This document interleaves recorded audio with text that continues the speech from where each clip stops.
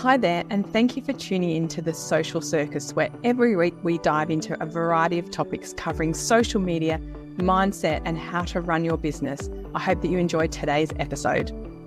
Hello, my lovely listeners, and welcome to another episode of The Social Circus. I am your host, Sarah Thompson, and each and every week I tune in with some solo episodes. And today I have a lovely guest who is someone who I've worked with for a couple of years now. Welcome the lovely Tania Carcenac. Welcome, Tania. Hi, I'm very excited to be here.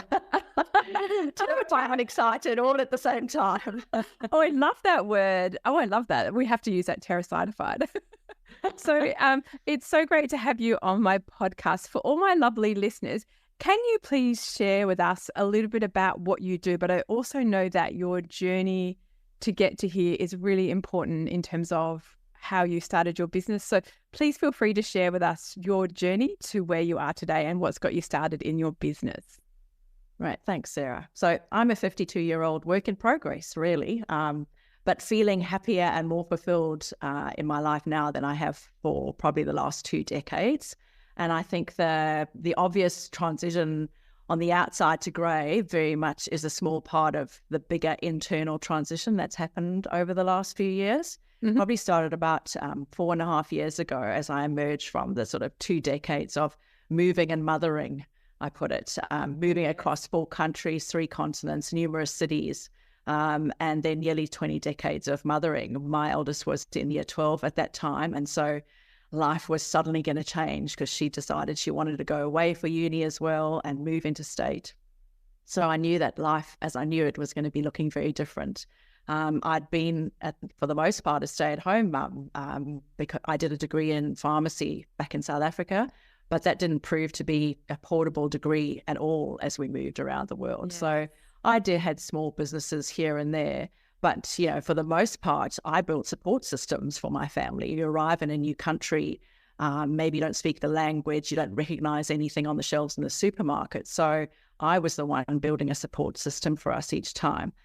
But I also realized that I was emerging from a time of real frustration. Mm-hmm. I struggled to articulate seemingly simple, answers to questions like, who am I? What do I love? What do I want to do? Who do I want to be? I just couldn't get those out. And I just felt like I had no direction. And it was also the realization that I had probably handed over the responsibility for my happiness and my fulfillment to my husband and my children. And I wasn't owning that myself. Yeah. And I think that very much came to the fore at that time. And the first thing I did was a vision board.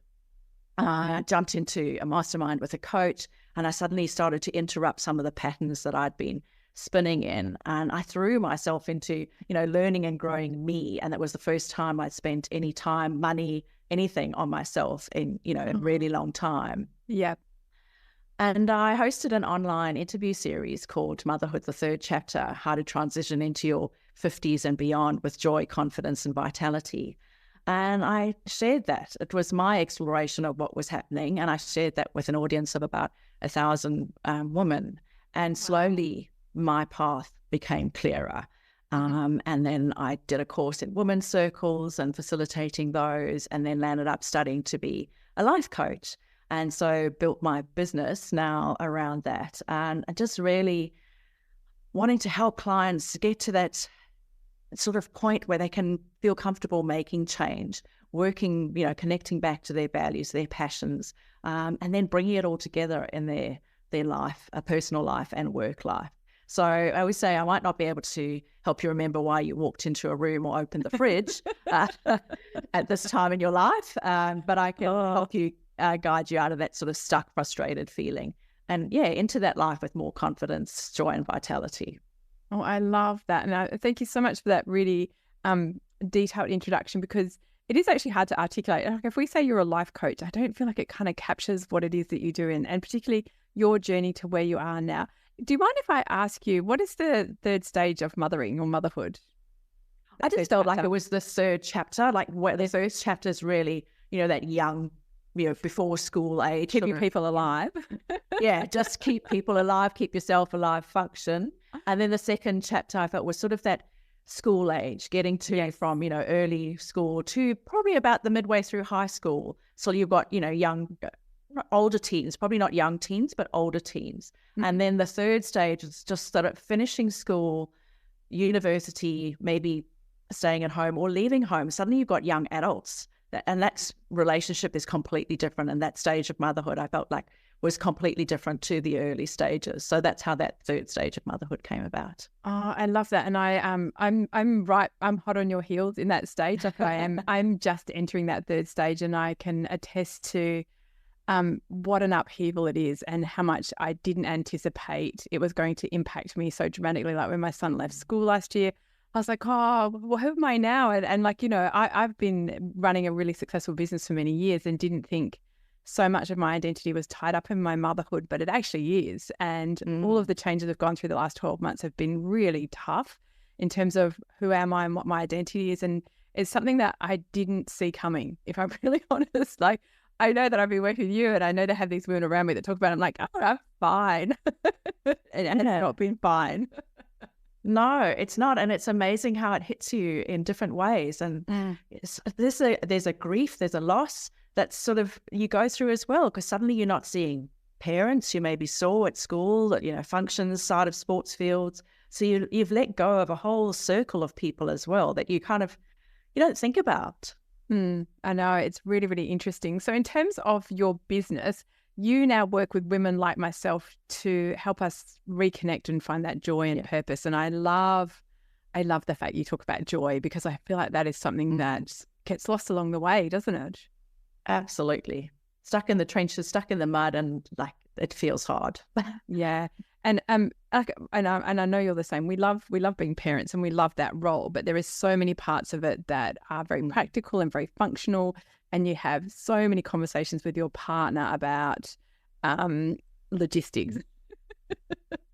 Yep. And all of that all of that kind of creates this very practical person, which is not necessarily who we want to be. And sometimes we do lack that spark and joy. And I know that working with you has really made me think about, where is that in my life and what does that look like? So for many of us who run businesses and who maybe also parent, and it doesn't even necessarily need to be that, it's just this change of as our life continues to evolve and what's next. I think one of those kind of really important points is turning 50. And I know you've talked a bit about what did that mean for you, because you've shared a lot on this. So for someone who's just turned 50, which I have this year, it has been a really interesting turning point for me.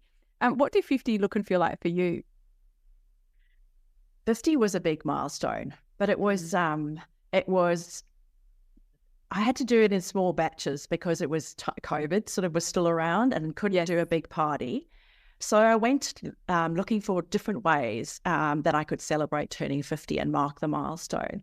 And I landed up, I was in South Africa. I'd been stuck there for 10 weeks. When Omicron hit, it was a blessing and a difficult time, in that I got to spend 10 weeks with my mum. I'd never, hadn't spent 10 weeks with her since I left school home, at 18. But also then not knowing when I could get home and borders being closed. So I had an initial celebration in January with my mum and my sisters and some very old family friends in South Africa. And my birthday's 21st of March. So that was way early. Yeah, it was the start of the celebration. And I carried on having small events all the way through and really made 50 stretch out. And I also put together sort of a list of 50 intentions for my 50th year, that it would be marked with a lot of different things and a lot of milestones along the way, and not just one day that was this whole big transition. So yeah, that was 50 intentions for my 50th year that I kind of kept dipping into all the way through the year, which was really, really felt supportive and a great way to look at that transition. And I love that you did that, because it can feel like a lot of pressure on one day when you turn 50, because like milestone birthdays tend to do that. But from your perspective, what were some of the favorite things in those intentions that you did that year that you felt like they were really, really helped you reconnect with yourself and your joy? I think it was really just pausing. It was also a way to just stop. That turning 50 was, and any kind of transition or change, it takes energy and it takes courage. And so the first point was really just to to stop. It's okay. How was I feeling about it? To really tap back into the emotions that I was feeling around it, to sort of deciding to let the grays grow out. And what did that mean for me? Was I feeling old? What was I letting go of through that process? And tapping into different activities that I wanted to do to keep moving me forward and to keep inspiring me to stay connected with my children, to, do more fun things, to, celebrate more with my husband, to reconnect, our goals and dreams that, kind of also get lost in the years of mothering. But it feels like it's easier to stay stuck in that spiral and that spin of life that we can get into than it is often to take the step out of it. So it is that sort of stuck in the mud feeling. It takes energy and courage. And it's often when we don't have it. We don't have that energy and that courage at that time. But so it's really just sitting in those emotions and feeling, what am I feeling about this? What's that building that self-awareness of what I really want and who am I now? And just acknowledging that it can be hard and that we can have really mixed feelings about it. But then getting into self-care, a lot of it was, how am I looking after myself? If I visualize myself being, not just a goal of exercising more, but be the healthiest version of myself, what does that healthy version of me want to do? And I look at my aunt who's about 76 and she still goes snow skiing every year. Well, that's what being healthy and well means. It means I've got a body that I can go and do something like that still. So setting goals that were really connected to, who I wanted to be and what I wanted to do. And why now? Like, we can set goals, but if we're not connected to why they're important to us and why they're important to us now, it's also really difficult to stay motivated and more moving, forward with them. So just tapping into a lot of those things, that initial slowing down, tapping into myself. What did I want? What were my values? Like, family is going to be at the heart of what I do always. Yeah. But when I initially put out my values and family wasn't there, my daughter was like, what do you mean we're not your top values? Like, how can we not be the most important things in your life?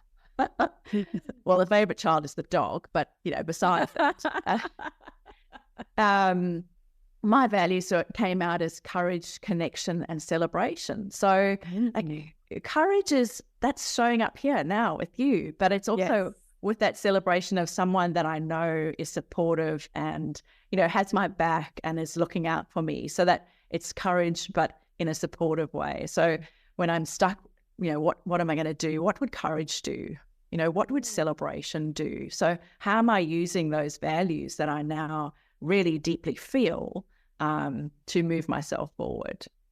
So that's kind of stirring in that little bit of, sort of, who am I? What do I love? What do I want to do? Who do I want to be into the mix now?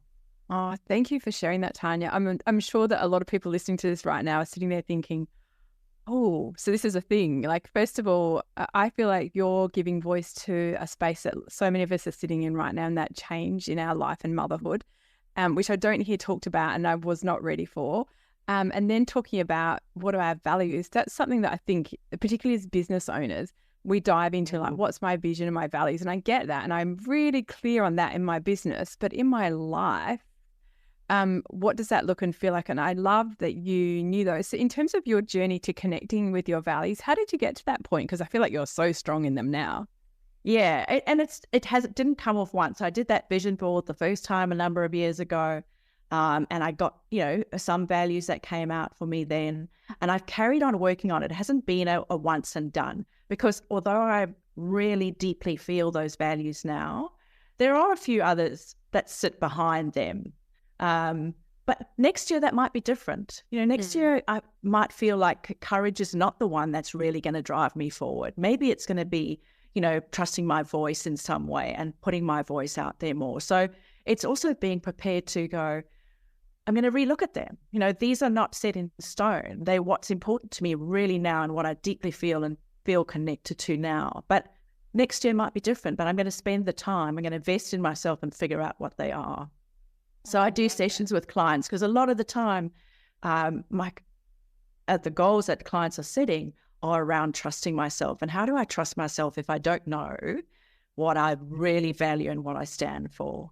So that's a big part of a coaching series often, is just how am I going to show up confidently if I don't trust myself, or I don't know who I am.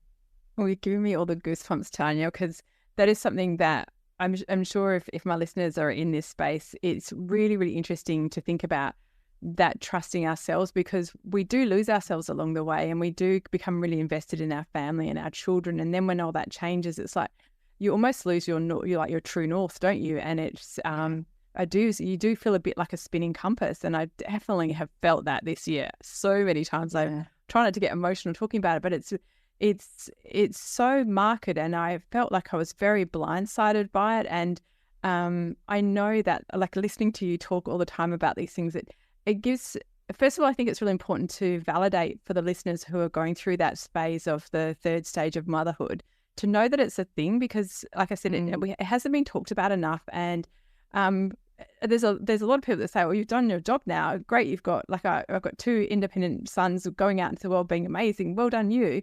But it's like, no, I wasn't ready to let go, and I wasn't ready for all this change. And so it's really nice to hear you talking about that. But then to talk about the fact that we need to reconnect and find confidence in ourselves. I know that's something I've done this year, but it hasn't been something I thought I was going to have to do. Like, I wasn't expecting someone to spin my compass like that. I wasn't ready for it at all. So I love that you're working in this space. And in terms of how do you work with people? Do we come to you and just go, I don't know what's going on? Or what does that normally look like? One of a beautiful client said that I'm so grateful I was brave enough in the moment it took me to say yes, or for the time it took me to say yes. I love that. Because it feels like you need courage to step into a relationship with someone in a coaching space. But know that I'm also tapping into courage to step into the space with you, and that I'm showing up, not knowing you and your life. And I'm not here to be your best buddy who's just going to sing your praises, but to really be supportive, be someone who's going to listen and validate and reflect because I'm not the expert in your life. I don't have all the answers for a client who's sitting in front of me. You are the expert in your life, but sometimes you need help and guidance just to tease that out and to learn to trust and in your own voice and your own wisdom. So we can work on values. Values I find such a key part that I often do it as a standalone. So just booking in a 60 to 90 minute call where we just focus on working on your values, because that becomes then what we can base a lot more goals around, is like learning to trust in those values and how am I going to use them to take me forward. So one of my goals for this year is to be courageous in my life. So I built that goal around my values. So that's really connected to me and really personal. So taking your values and then moving them forward with a coaching series where you can really, it is an investment in yourself. And it's time we don't give ourselves. We feel like we have to deserve it. We have to earn it. And we don't. And why do we feel like we need to do it all on our own as well? Like, we're prepared to get a coach for sport or for the gym, something like that, but we're not prepared to get a coach for ourselves. And I think that's a really big missing piece, that women feel like they need to do a lot of it on their own. And you really don't. There's support out there. And it is just being brave enough to take that first step and to lean in and to ask for it, because we love giving it. I think as women, we are so good at giving support and encouragement and loving on, others in our lives. But absolutely, we don't let it come back. So if we're not prepared to receive, how are you going to give it? So we need that two-way. Oh, I love that. Thank you for sharing that. It's so true for everyone listening.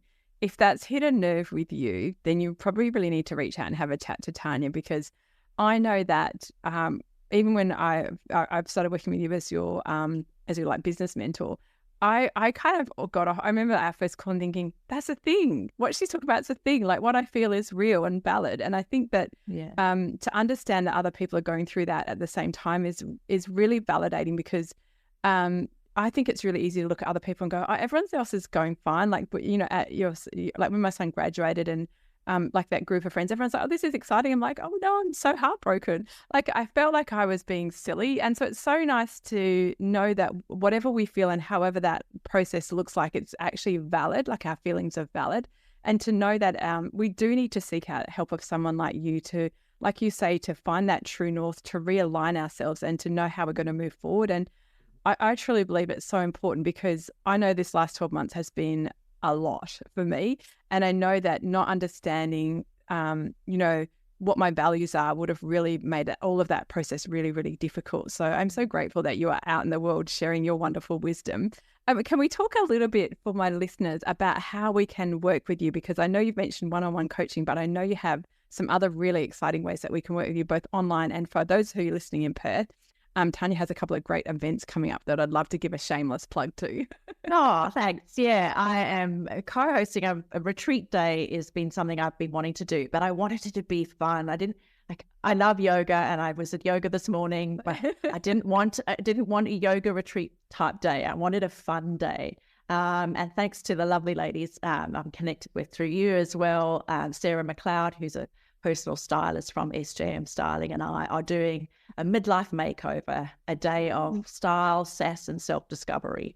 So obviously that's local in Perth. That will be on the 13th of October. So that's a way to just come together and like tap into the support of the women around you who are going through something similar. And it can be a scary space to step into, but it does require that initial courage again to step in, and then to spend some time together, just gently working out what it is that's important to me. And then what can I let go of? Because we are so conditioned. We carry so much, societal conditioning and the shoulds with us that, like, can we let go of some of that? So we're going to create a bucket list board of things that we really want to look forward to in the next sort of 6 months. And Sarah will be sprinkling all her wisdom around style and dressing to, really make you feel good, and not, you don't wear your clothes, you wear your clothes don't wear you. Yeah. Sort of thing. That's not my zone of genius. That's absolutely fine. So that's coming up. And online, I have women's circles still, which we do every month. Where, again, I don't have a lot of woo in my women's circles. Not that there's anything wrong with that, but that's not my area of expertise either. It really is just a space to come together, to share around a theme. Our theme coming up is embracing imperfection. So I think that's something we can all, spend some time leading into, just through some journaling, some questions, some discussion, gentle meditation, but always giving yourself the space and creating a space that feels safe and supportive to you. Yeah. So even though it's online, it's how can you make the space cozy and supportive, light a candle, a diffuser. So giving yourself that time as well. Oh, thank you for sharing that. I've actually attended a couple of your women's circles, and they are really enjoyable, a little bit confronting if you're kind of having to step through some of your stuff, but I really, really enjoyed that space, and you do create a beautiful online space. For everyone listening, I'm going to be at that amazing retreat day. I'm so looking forward to it. And if you're in Perth, I would love to have you join me as well. The links for everything that we've discussed today will be in my show notes. So don't panic if you were in the car or something, go and check out the show notes. But Tania, thank you so much for your time today. I am so grateful to have had you on my podcast. I know that for my listeners, someone like yourself as a coach really fills a space that we often didn't know we needed some help with. So I'm really happy that we've had the opportunity to shine a light on what it is that you do today, because if you are sitting there listening thinking, that's me, please reach out to Tania, because she has such an amount of wisdom and kindness and compassion to bring to us as we're going through this life stage. So Tania, thank you for coming on and being a guest today. I'm truly grateful for you. Thank you, Sarah. That was less terrifying and more exciting. So I really appreciate you too.